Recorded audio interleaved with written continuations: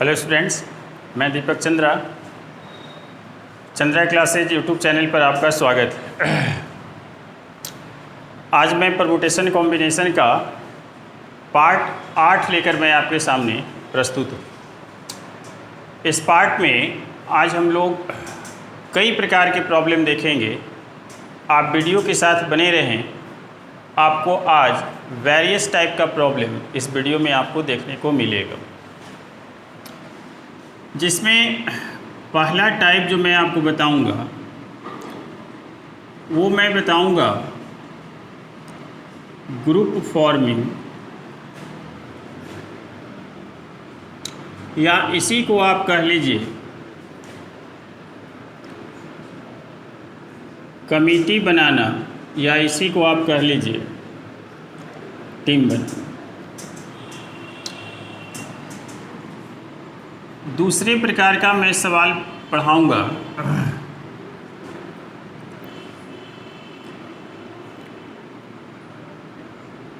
Arrangement of people इन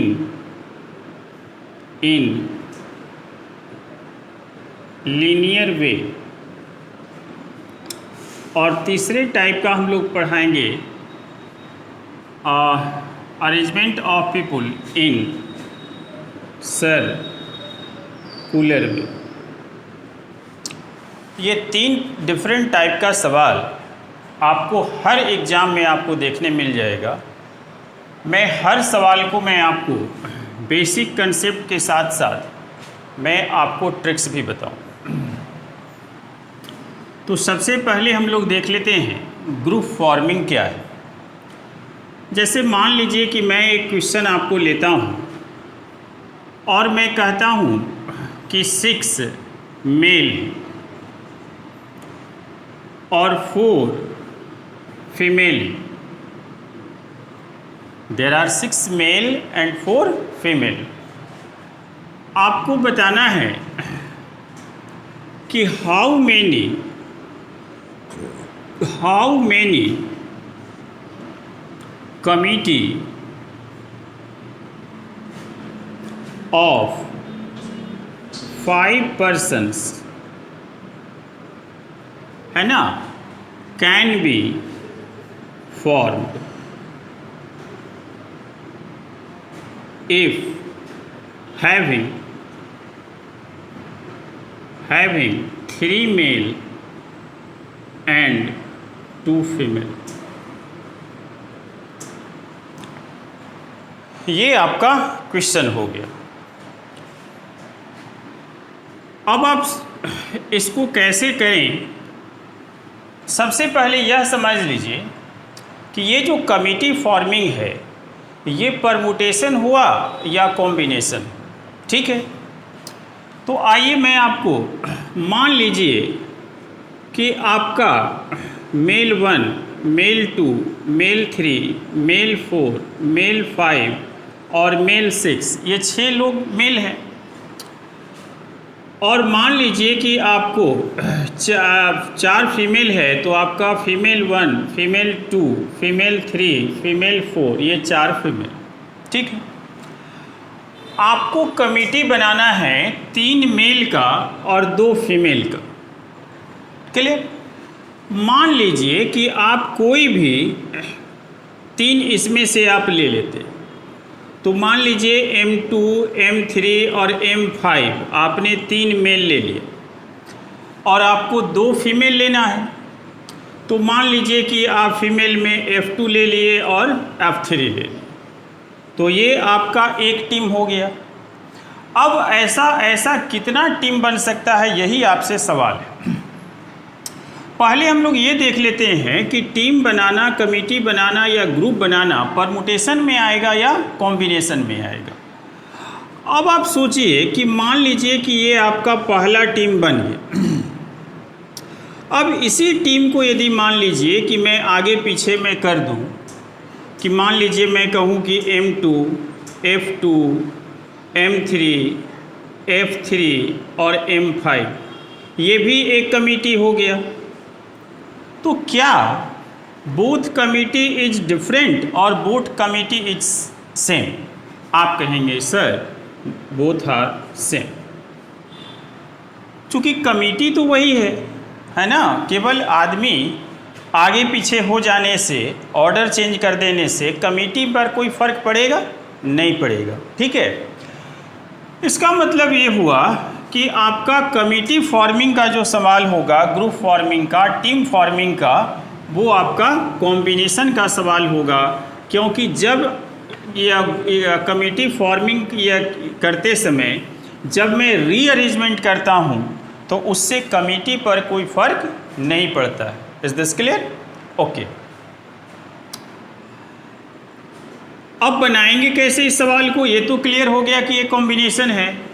तो आपके पास total आपका मेल आपका 6 है और 4 फीमेल है। आपको 3 मेल सेलेक्ट करना, तो आप मेल में से ही ना मेल सेलेक्ट करेंगे, फीमेल में से तो मेल सेलेक्ट होगा नहीं। तो इसका मतलब हुआ कि total number of committee is equal, है ना। तो 6 में से आप 3 कॉम्बिनेशन देंगे, चूँकि कमिटी कॉम्बिनेशन है, और 3 आपने सेलेक्ट किया। अब आपको इन 4 फीमेल में से 2 फीमेल भी सिलेक्ट करना है, तो 4C2। अब आप कहेंगे कि सर यहाँ पर प्लस होगा या इनटू होगा, है ना। तो आपको मैंने पहले लेक्चर 1 लेक्चर 2 में मैंने आपको कॉन्सेप्ट दिया है कि जब कोई काम W हो, इसे करने के लिए W1 और W2 दोनों करना पड़े, तो इन दोनों वर्क नंबर ऑफ वेज निकालने के लिए इन दोनों में मल्टीप्लाई कर देते हैं। क्या आप केवल 3 मेल को सेलेक्ट करने के बाद आपका 5 का टीम बन जाएगा? नहीं बनेगा। इसका मतलब कि 3 मेल के साथ साथ आप 2 फीमेल भी आप सेलेक्ट करेंगे, तभी ना आपका टीम बनेगा या कमिटी बनेगा। इसलिए ये जो काम आपको करना है, आपको 5 का जो कमिटी बनाना है, उसके लिए आपको ये पार्ट भी आवश्यक है और ये पार्ट भी आवश्यक है। इसलिए इन दोनों के बीच में मल्टीप्लाई का साइन। मैं समझाने में कामयाब हो रहा हूँ।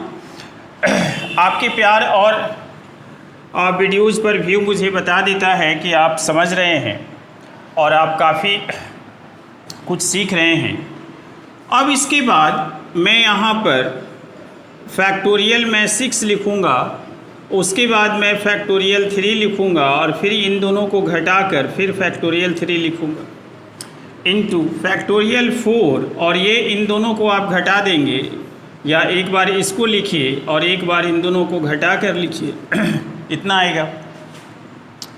उसके बाद मैं इसको लिखूँगा 6 × 5 × 4 × फैक्टोरियल 3। क्यों? ताकि फैक्टोरियल 3 से 3 कट जाए।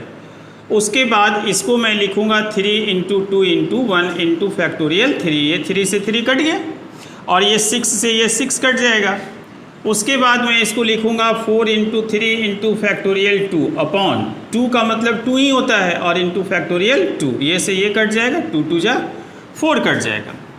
तो अब आप बताइए कि आपका आंसर जो आएगा, इसमें आपका आया 5 4 जा 20 और इनटू आपका यहाँ आ गया 3 2 जा 6, मतलब टोटल 120 ऐसे कमिटी बनेंगे। क्लियर? चलिए मैं एक और एग्जांपल लेकर मैं आपको समझाने की कोशिश करता हूँ।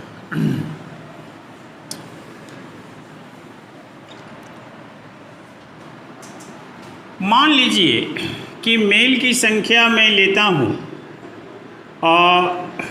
5 और फीमेल की संख्या मैं लेता हूँ 4, और यदि मैं कहूँ कि आपको टीम बनानी है आपको 6 का, ठीक है, और इस 6 के में आपका 4 मेल होना चाहिए और 2 फीमेल होना चाहिए, ठीक है।